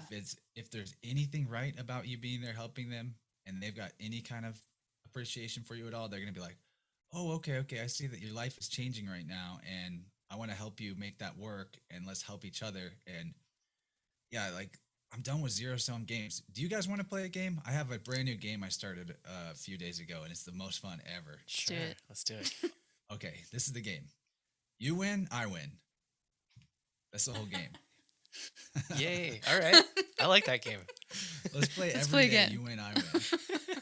It feels super good. Oh my god. Yeah, Back I've to this calendar thing, though. Let's talk about it a little more because Please. I had some thoughts just now. Because they name the days, the DAZE, the days we're in of the week, our weakness, on the gods. You Yeah. got Fridays for Venus and Saturday is Saturn's, and the whole nine. Well, not the whole nine. You actually only get 7. Thursday is Thor's day. It's not really the whole 9. So what that isn't this is everything that the sorcerers of the dark occult do is about taking something that's supposed to be an internal thing, and there's where it's true and real, and externalizing it to corrupt it. So the Gregorian calendar, I realized just now from this conversation, is an egregorian calendar, in the sense that it creates egregores out of this idea of what should be an internal thing. So even the zodiac, when people, this was a big part of my talk with Peace Dealer that I cannot wait to release. So just everybody, by the time you hear this, it might be out. It's so good. And we talked about the inner zodiac, which is also something Tessarion speaks on. And it's not, so you need to know that it's not that the stars and the constellations have an effect on you like these weird cosmic rays and the juju, and that's making you do this or that. It's an, these are conceptualization that are attempting to describe and clue you into archetypes within yourself that you are a vessel for. And Beth Martins does the best work on archetypes too, but there's a more occult side of this than even she gets into. Not that she doesn't do a great job helping people find the relationship that they have to the archetypes. She's excellent for this. But the egregorian calendar, by putting the gods' names on the days, and you think like, oh, it's Moon Day, so the day for some reason is significant with the moon, and or it's you're going into this X season of this constellation, and so it's guaranteed that it's got to be this way. And here's the horoscope. The truth is that these forces are only internal forces, and they only play out from the inward to the outward. And so that means we have a lot of agency for the way that we filter that archetype or express that archetype. And we should be in communication with the archetype, and that we change the archetype as much as it changes us, rather than us being on the rails of this fake idea of fate. And you notice that people that are really in a downward spiral, everything is just like, this is my fate. I can't fix it, and everything's out of my control, and I need to control it all. But the people on the up and up, they're just open to find the good in what's happening and the possibilities and the potential. And there is everything that even was tough. They're like, well, here's how it helped me level up. And so it wasn't like a restriction. It was a expansion. And this is the inner child coming back, because you learn that the obstacles are the course, and that life is an obstacle course, and kids love obstacle courses. So look at it that way and have fun jumping over hurdles and doing ninja warrior training and all of that, because everything that goes on is for your enlightenment and your enjoyment, and really nothing else. Even though enlightenment is a destructive process about removing that which isn't meant for you, whereas enjoyment is about expanding and gaining and finding the treasure. And these two elements of life in balance dynamically within yourself as the mediator between them, it means that you actually never have to lose balance or lose flow. And you can get to a level where you never forget again. And when you remember who you truly are, your reason for being here, and you get stoked on life again, everything becomes just this beautiful adventure. Um, we realize, oh, I already knew this. I've been here before, but I forgot. And this is going back to what I said about everything. The only thing that's real is your vibe and your energy. And if you get your energy right and you balance your four elements, you will remember who you are. And the world will react to you as who you truly are, rather than giving you this scripted fake character bullshit that it seems like fate.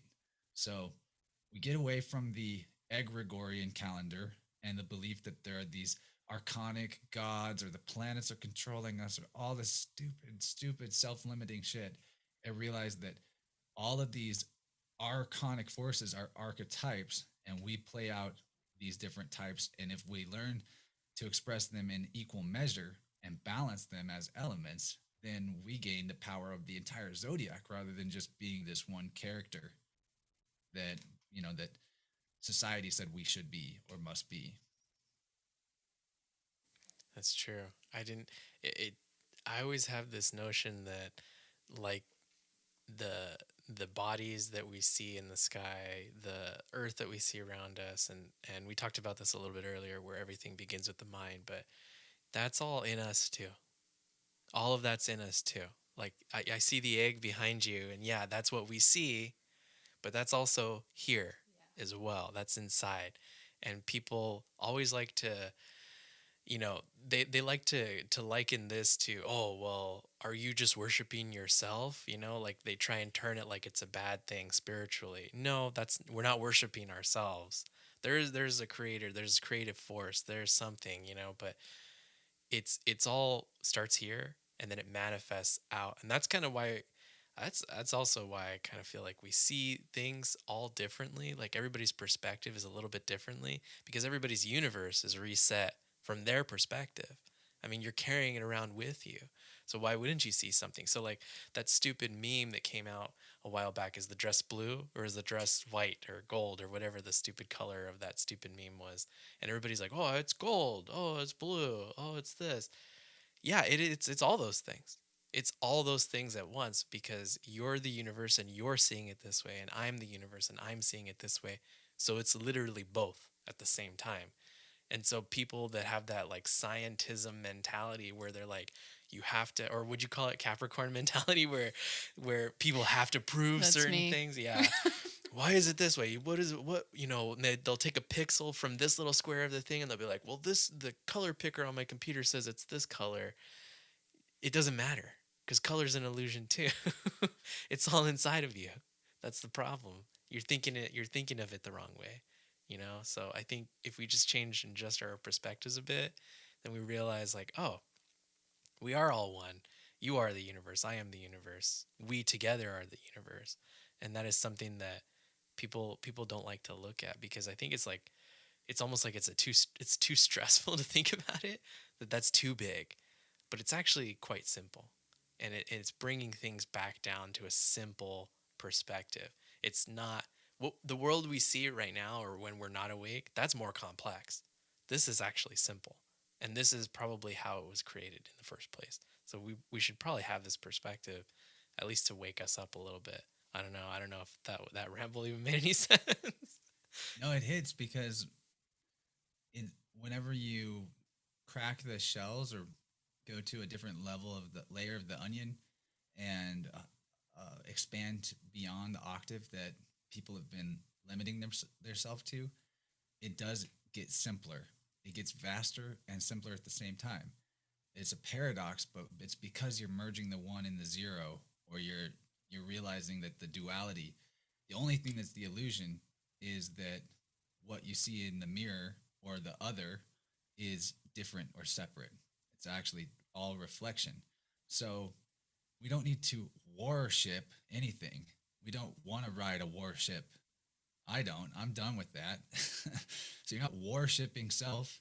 You're not turning yourself into a naval vessel, military vessel, which is what all this stupid Vatican-based maritime admiralty commerce law is about, is turning you into a citizenship and being under the rulership. And so we're not going to worship self, so lose that, but you do respect self. Respect, look again is what that means. Spect is from the Latin root that is to see. And so we respect self in all things. You can even say that all is self, because the sense and feeling of I am what I am. If you strip away all of the identity or the sameness or identification with the things of the external world, which are not illusion, because illusion would be ill us, right? We're not ill anymore. We recognize it's all parts of a whole, it's cells in the body. But when you strip away all the perception of identifications, which is noun, which is person, place, thing, as opposed to process, verb, isness, being. We say human being like it's a noun. It's not. It's a verb. You're a process. You're unfolding. Evolution is unfoldment. That's what it means. So you say all is self. You're not saying that I'm the God of everything. You are respecting the self-existing life force energy that creates and generates all things. You're eliminating the need and the belief for a beginning and an end. You're restoring your own timeline and dropping the fake story. Restore. You first have to get rid of the fake story, the commercial code of conduct and law and legalism, or get away from man's legalism and back to natural law, which is the it is what it is. So you go, I am what I am.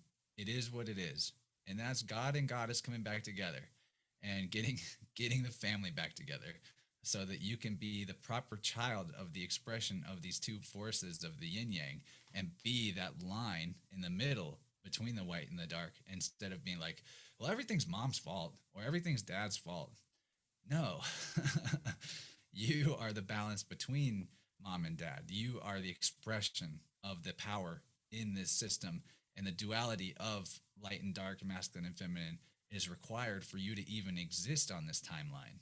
So all is self doesn't mean that like you created it all and you need to be responsible for everyone else's energy. It means that you respect that the life force energy of other beings, the bioelectricity, the charge that we all carry, that's the part of life and reality that is one, that is all one. And everything else is multiplicity, but it's multiplicity enmeshed within the one. So just like you're one body, but you have all these cells, and the same electricity is shared by all these cells and travels between them. And that's open communication in a web of all parts of self being able to speak to all parts of self. And back to mushrooms, what does that do in your brain? It removes the barriers between parts of your brain so blood flow can go from all parts of the brain to all parts of the brain, the way that they would when you're a child, before you create all these identity barriers and compartmentalizations and hiding aspects of self from aspects of self. So we restore the divinity in ourself by bringing our communication back online. Really, it's offline, because when you think about it, it's unplugging from the artificial electricity of the gregorious, egregorian, external idea of gods, and honoring, turning on the God within, as in learning to commune through the feeling of your life force energy and how it travels and moves in you. And that is where divine speaks to you and gives you the guidance that lets you know whether or not it's a hell yes or a hell or not a hell yes. And if it isn't a hell yes, it's a hell no, people. That should be how it goes, I think. Not to tell you what you should do, but well, that made sense. It was an extreme ramble. It does make sense. I know you brought up I am, and I've been very careful with my I ams lately. I'll catch myself like say a funny joke or a funny meme. And oh, I'm dead. You know, I just I don't want to say that anymore. If it makes you laugh, it's okay. If it makes you laugh, it's cool. I think, because that's good. Laugh is good. Oh, of course, of course. You know what you mean. You know what you mean. Intention is more important than the sound. Of course. That's feeling before sound. But you could also come up with a different way of saying it. Like, I'm killing it right now. You could just say like, I'm living it right now. There you go. I like that. That's pretty cool. That's true. But yeah, everything you said, I totally resonate. You word things so well. Like I connect. I understand. It's hard for me to put those things into words, but yeah, I feel. What's fun is like, I don't even think that it comes through me, and I'm like, what am I going to say next? I'm watching and listening to it like you guys are. So that's kind of the trip of it. Whoa, are you like outside of your body when these things no, happen? I'm completely in my body. I'm really in here. Yeah, it's the flow. That's all I'm doing is being in the body. It's the flow. It's the flow. The flow's carrying you. That's what it is. It's awesome. Yeah. I don't know how much longer we have you for, but I wanted to kind of get into music a little bit. Yeah. If you're down, I'm good for shoot for 2 hours. I feel like that's a sweet spot. For sure. Cool. Let's do it. Yeah. So you're I take it you used to rave quite a bit. Yeah, I was a rave wizard. I would go around the rave and help people get out of their bad drug experience. It's so cool. We weren't really rave wizards, I'm a super good dancer. Oh, really? You're gonna have to bust a move. I'm really good at like imitating the people on ecstasy and doing a better job being on ecstasy than they do. Oh, man. That's good. That's hilarious. Yeah, we've never done ecstasy at a rave, so. No, I feel like I just get a contact high from people who are on it, because there's so many people. Like when we'd go to like Nocturnal Wonderland or whatever, there'd be so many people on it. It's like if you just like rub up against somebody, you're like, oh, I feel it too. But you know, they're sweating it out of their pores. Exactly. Contact high, literally. Exactly. Yeah, I don't think I've never done it, but you know, mushrooms. I don't think I've ever even done mushrooms at a festival, to be honest with you. No, I think mushrooms are wild because they can give you the feeling of any of the other substances depending on what would be right for you. But I will, in defense of ecstasy or MDMA, say that when it's in proper dosage and purity, is a super healing substance and not something I would tell people to avoid. But, you know, to get real, there's a million things that get passed off as ecstasy that aren't the real thing. And also people can get into a belief that they need it to have fun, at an event. But what I think about it is it's a mega heart opening experience. You can overdose and die. So it's like weigh that in the balance. Less is more. And like any of the other psychedelics or plant medicines, once you've opened a door in your mind and you know what it feels like to be in a certain state of openness, you can return to there without the need for the tool that showed it to you. So I look at it like, try it if you're called to. Be smart about it. Get test kits. Know that it's the real thing. Don't go looking for it in a way where you can get taken advantage of because you need it, and let it come to you. If it's naturally coming to you, then that's cool. Then the universe is like, hey, here's the tool. I'm showing it to you. It's coming up in flow. But don't go looking for it, because I always said this about mushrooms. I tell this story all the time, but when I used to there was a time where I wanted to do them more, and I learned a hard lesson once where I was going around asking people if they had them, and it didn't take long before somebody sold me something that was bunk and not real. But then I was like, okay, I get it.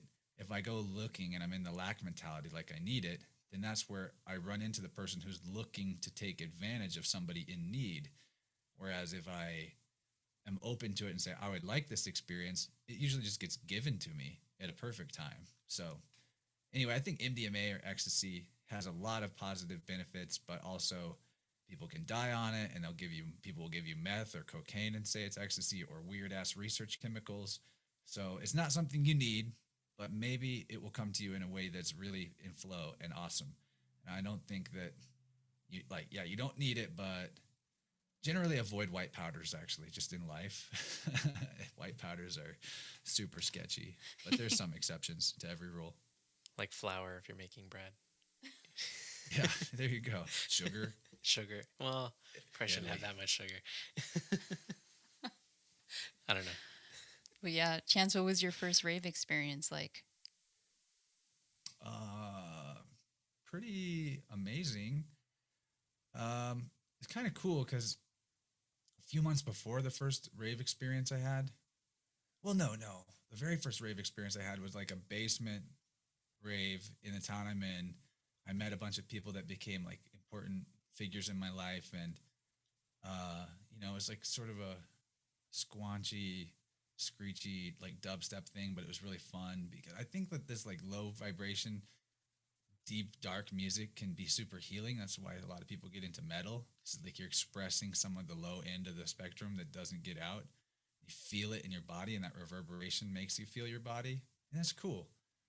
So my first rave like experience was just a great time to cut loose and move my body in different ways. And there's a huge advantage to that, because when you move in new ways, it opens your mind up to think in new ways. And that's why like yoga and other movement medicines are so potent for helping people get unstuck in their life. Yeah, I hear you on the metal part, or the metal music. I'm big. Well, in high school, I was big on metal and stupid like emo music, and I was a big prog metal guy in high school. Nice. Like Dream Theater. Okay. Yeah, it was.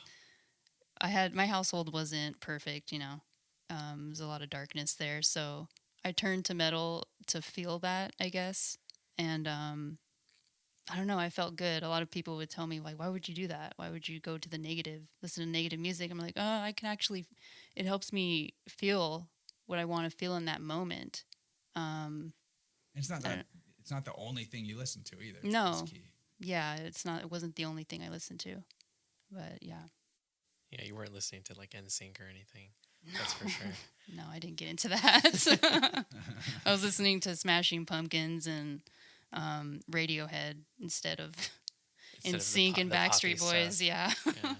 That was your dessert. You listened to Screamo, and then you'd listen to like Radiohead, and that was like your cheerful dessert. It's cheerful as Radiohead. Yeah, and then some like blank CD landed on my desk, and I just popped it into the computer, not even thinking, oh, there's a virus on here. I was like, oh, there's probably music on here, and it opened up my eyes and ears to like deep house and electronic, that whole genre. So yeah, you got really big into Cascade, and then Cool. I was really big into, like, I started getting into EDM kind of through my brother, who introduced Daft Punk to me when I didn't even know that they were the ones that made Around the World. And he moved into my parents' house for a short time before, like, when he broke up with his girlfriend, and he was actually getting engaged to another girl, and then he ended up moving out. But he lived back at home, and he had this huge music collection. And I remember he said, "Go through my music, take whatever you want." So I went and I saw Daft Punk, and I saw that both their albums at that time was literally just said Daft Punk, just in different kind of fonts. So I listened to the first one, and I was like, these guys are the ones that do the Around the World song.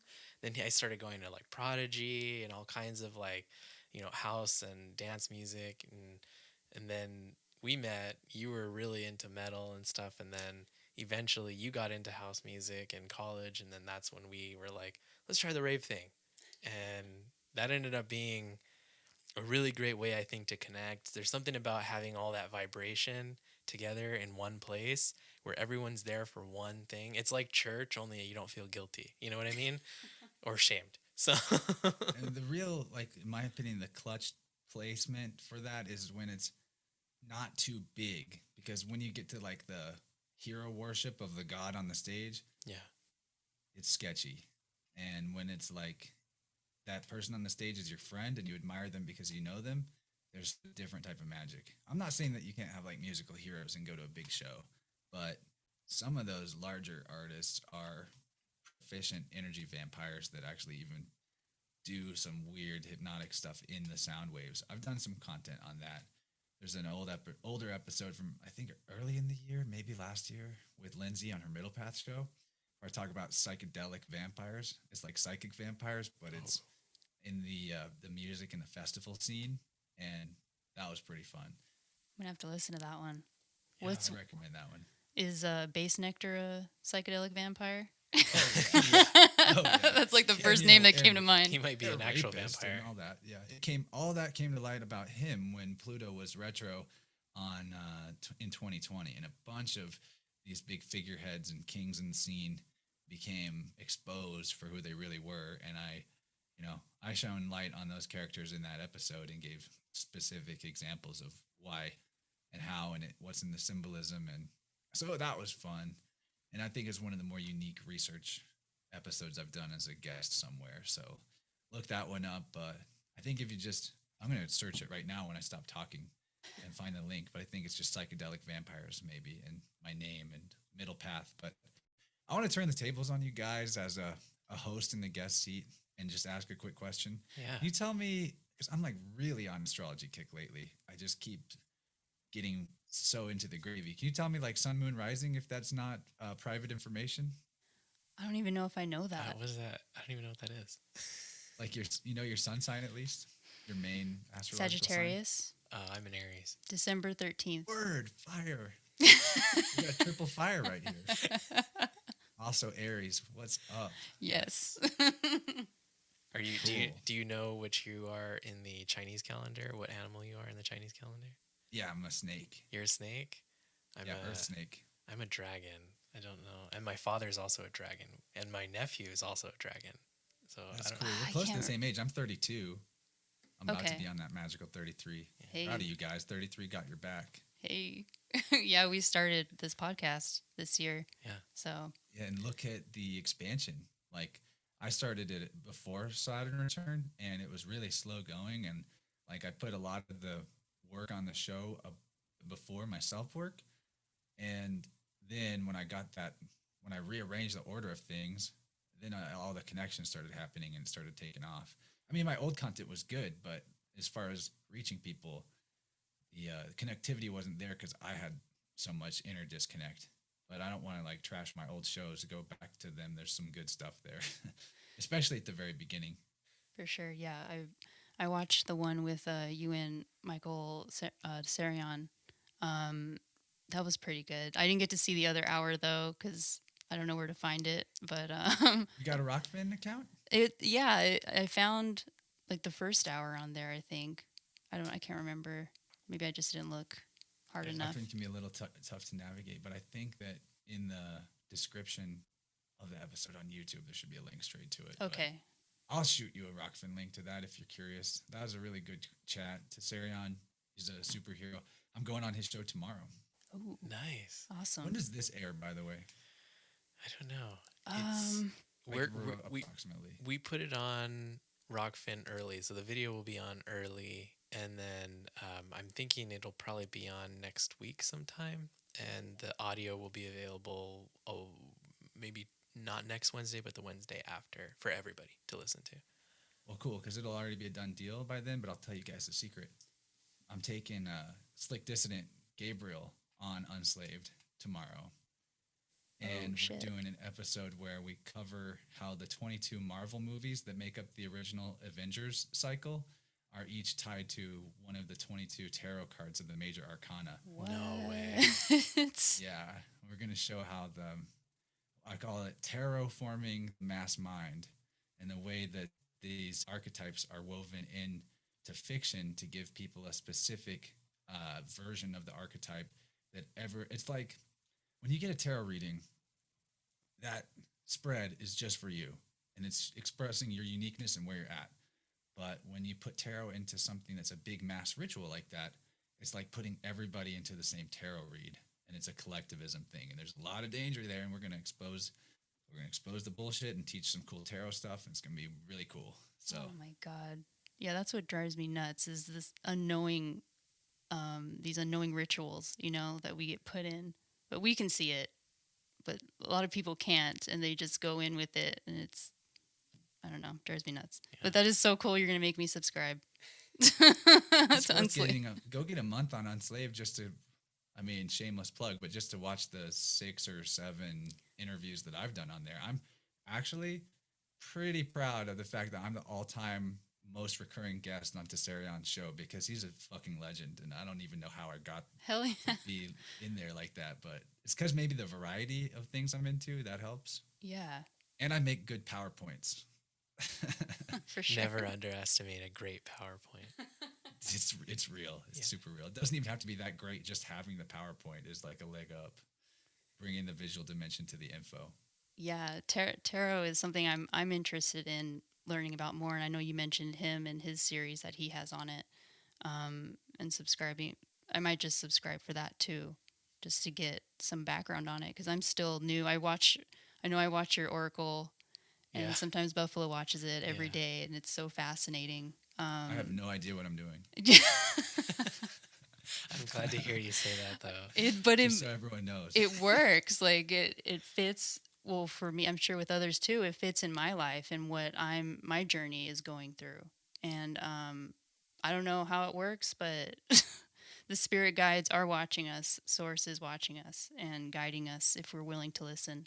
Yeah, it's so crazy the amount of different types of tarot decks that are available. When I went to go get the candle, I actually picked up a little thing of selenite because they had it and it felt right. So I just wanted to pick one up. So, but I saw all the decks they had. They had like 24 different types of decks, everything from like Rider White decks to like. I didn't think that cyberpunk deck that you mentioned was there, but they had something similar to that with like a mecha type thing on there. I don't think there's any version of that physically, the Cyber Tarot. Okay. That's just in the video game Cyberpunk 2077. Oh, okay. That is weird. Yeah, that makes it even weirder, right? Yeah, I don't like that. That's kind of crazy. Yeah, that was an important series for me, because that was how I got connected with Lindsay. I had mined that information of the fucked up transhumanist tarot in the game Cyberpunk 2077, and I was like, where do I even put this? I didn't want to just do a presentation on it alone. I wanted to get in with people who also know tarot, and then Matt Landman put me in touch with Lindsay Sharman from Rogue Ways, and that was our first time connecting, and she was like, Matt told me to message you, and he said that we should work together, and I have no idea why, but here I am. What's up? My name is Lindsay. And I was like, hey, do you want to do a series on the tarot in Cyberpunk 2077 and expose this transhumanism programming? And she was like, yes. And then we did it, and I was like, did we just become best friends? And now we've done a bunch of shows together. Hell yeah. And she's awesome. A total amazing human being. I recommend people go to her for her blessings and her healing services and the tune-ups she does. I actually just received one last week, and it was very powerful, very, very synchronistic. Like at one point during it, I was like, the next card you're going to draw is Ace of Wands. And then she did. And I was like, we're really in it right now. And there's a lot of cards in the tarot deck, you know. That's amazing. Can't make this stuff up. So amazing. Oh, man. You kind of connected with her in a similar way. You sought her spiritual advice first, and then she reached out to you, right? Yeah, just randomly, I guess some voice went in her head and was like, you should have legs on your show. That was fun. So I saw that one. That was my first exposure to you. I was so nervous. But it was fun. We're going to have you both on Innerverse before too long. I know. I'm so excited. I don't think I have. Do we have a date on the calendar? If not, my bad. We will get that sorted out. I think Vibe Rant, we decided we're going to do that that is more fun. end of November. I don't know, unless I shouldn't have said that. I don't know. I think you're probably right. We'll get that sorted out off air. But yeah, For sure. I think that's what I said is let's do a Vibe Rant. Yeah. But I want to also get more of your full story, and we'll do Innerverse too. I think we'll just collab a lot because we carry the same intention and energy and generational mission. And yeah, I definitely feel like I already knew you guys, especially because we're Fire Gang. What's up? Yeah. I know. You seem like a friend I grew up with, and I didn't grow up with you, but you just seem like somebody I grew up with. So I'm like, oh man. We could have known each other in a past life. You never know. True. Soul tribe. Like legs, especially reminds me of a friend I have in real life, but like a spiritually awakened version of that friend, and not like a kind of lost version. So I'm glad I found you. Anyway, we're just these archetypes playing through the vessels of unique perspectives and bodies, and so we like when we say past life, what it really is that we're recognizing the life force energy that is eternal and is all there ever was. And so we don't need to know like when or where or how it was, but we just recognize real. And it's always going to feel like that. And that's why it's cool to trust what's fun and what's easy, especially when connecting with others. And when it's like, wow, there's friction. I'm having to force it to make this work. Really rethink whether or not that's what you want, because the real synchronicity is easy, and the real flow state is like a lazy river. You get where you want to go, and you let the wind carry your sails instead of trying to motivate yourself.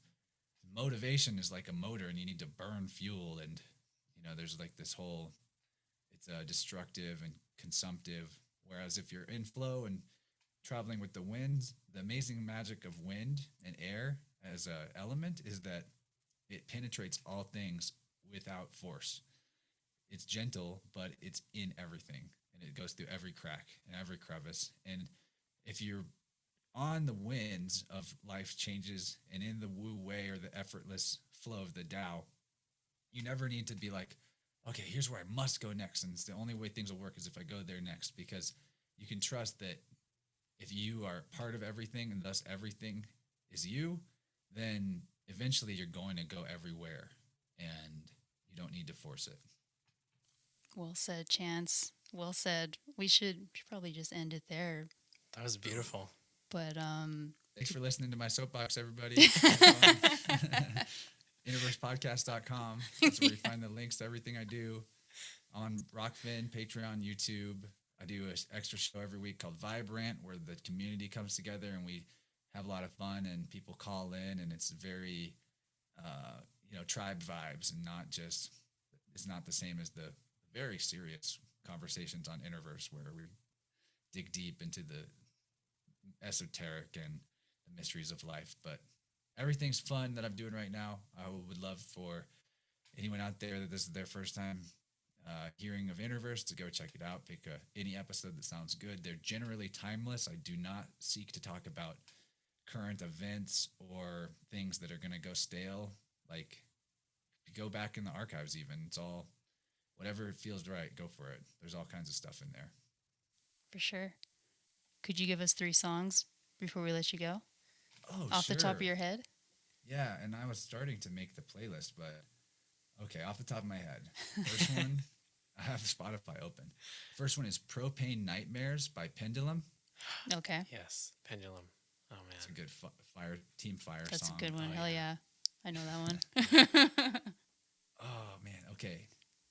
Let's Write see. that The second one is. Okay, it's by. Hold on, let me just type real quick. Sorry for For this sure, dead no. air. No Oh my worries. god, You're all horrible good. dead Yeah. air. No, Pendulum is good. I don't think we've seen them live. Me neither. I would No. Yeah. love to. They're back now. They were on a 10-year hiatus, but when Cooties happened, they're like, all right, we're gonna drop some music to tell everyone why this is bullshit in an artistic way. And I was like, thanks, guys. Yeah. So Pendulum Propane Nightmares is an older song, but I just really love that one. It got me into electronic music and changed my life because I opened up to new type of music. Second one, it's called Rise Up by Savant. And anything in Savant's catalog, he's a super freak. He makes more music. Like if you like electronic music, that dude has made every genre better than every artist that was just in that genre. He does it all. And the third one I want you guys to check out is a Lucid, Lussid. And if you're not sure which Lucid is, it's the one where the L, S, and the D are capital letters.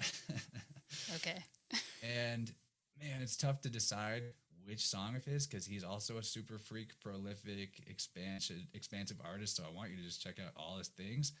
But what feels right to put everybody on right now is a track of his called Source Code. And it's tough to pick one. He's really good. He's like I'm actually going to see him at the end of the month. He's a personal friend of mine. And Nice. he plays like 12 instruments, including an enchanted didgeridoo. And he's a one-man band that live loops all this stuff with music he produces to layer over it. So he's a totally incredible musician. So Lussid, Source Code is the track. I will put all three of those in a playlist for you guys too, so that Sweet. you can link them and enjoy that. Those are some of my favorite songs in the world, although that's hard to say because music is life and there's a lot of music in the world and it's infinite, especially in a modern age. It's one of the best parts about life right now is that you have access to infinite expression in sound, and you never have to be locked into like the way that our boomer folks are just still listening to the same classic rock and shit. I'm like, Adult contemporary. so boring.